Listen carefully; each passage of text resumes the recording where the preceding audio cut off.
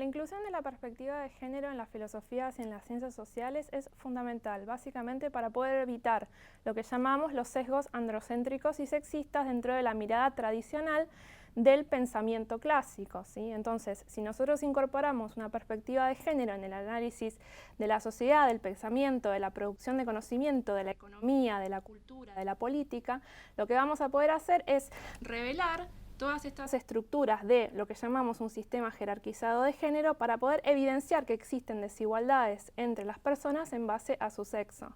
Esto es importante justamente para poder revelar que existe por debajo de lo que llamamos un contrato social, un contrato sexual que subordina a las mujeres, ¿sí?, por debajo del colectivo de varones, mujeres y otro tipo de identidades subalternizadas.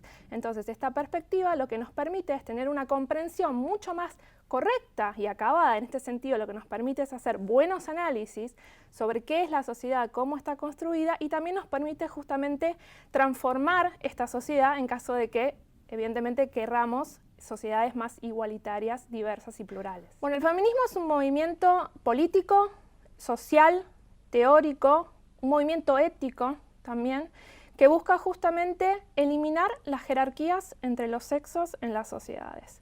Esto significa liberar a la mujer de la subordinación, ¿sí?, y a otras identidades que están también subalternizadas por debajo de lo que se llama el modelo del varón hegemónico, ¿sí?, y eliminar el androcentrismo de la sociedad. Esto es que la sociedad se ordene siempre en punto de vista del varón hegemónico. Entonces el feminismo es un movimiento que busca la pluralidad, ¿sí?, la equidad, ¿sí?, la liberación, ¿sí?, de un cierto conjunto de personas que son mujeres y otras identidades subalternizadas, de una subordinación y una opresión que no les permite realmente tener las mismas posibilidades que otros colectivos. Es un movimiento que apunta a la ampliación de derechos, a la eliminación de opresiones, ¿sí?, y a que exista, a la posibilidad de que exista una sociedad más igualitaria y diversa. Me defino feminista porque, en primer lugar, el feminismo considero que es un movimiento político, justamente. Entonces ser feminista es una posición política, no es algo que emane de los genitales de nadie. Esto ya hace rato, digamos, que ha quedado bastante asentado, no por ser mujer una inmediatamente feminista, sino que es un proceso que deviene a partir de la adquisición de una cierta conciencia de esta estructura desigual de la sociedad. Cuando una se da cuenta que no todas las personas, sobre la base de su sexo, tienen los mismos derechos, ¿sí?, entonces empieza ahí un camino por el cual quiere revertir justamente esta situación. En este sentido soy feminista justamente porque me interesa que las mujeres y otras identidades que no son las del varón hegemónico puedan gozar de los mismos derechos, que no exista privilegios para un cierto grupo de personas en detrimento de los derechos de otras personas, y aún más todavía porque el feminismo para mí no se trata solo de la liberación de las mujeres, sino realmente de poder concebir una sociedad mucho más amigable, mucho más libre, mucho más diversa, y en donde todos podamos vivir nuestra libertad y nuestras posibilidades de la misma manera. En ese sentido es amplio, y el feminismo llama justamente a que seamos feministas para buscar una sociedad mucho mejor. El sujeto político del feminismo siempre ha estado en disputa justamente por algo muy importante que trajo el feminismo a la teoría, y es el rechazo de todo tipo de esencialismo y determinismo, sea biológico o sea idealista.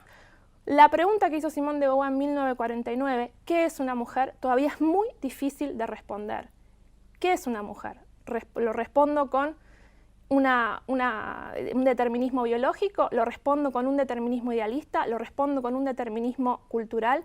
Cuando no podemos ya recurrir a estas respuestas, ¿sí?, adviene justamente la problemática de, entonces, ¿quién es mujer? Del mismo modo se hace la pregunta de quién es varón, ¿no? Pero bueno, el feminismo se ha hecho la pregunta por la mujer. En general siempre la pregunta por el varón ha estado escondida dentro de lo que fue la pregunta por el ser humano, ¿sí?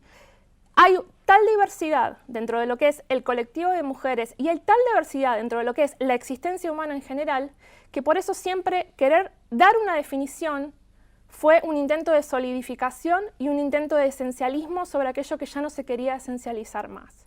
Entonces el sujeto político del feminismo es una problemática abierta, y eso no significa que solidifique la lucha. Al contrario, justamente el feminismo, por ser un movimiento que no es hegemónico, es decir, que no tiene posiciones hegemónicas, sino que es diverso, lo que nos permite que el sujeto del feminismo sea una pregunta abierta, es justamente la posibilidad de poder pensar un movimiento de liberación que no necesita anquilosarnos en definiciones esencialistas que excluyan a sujetos.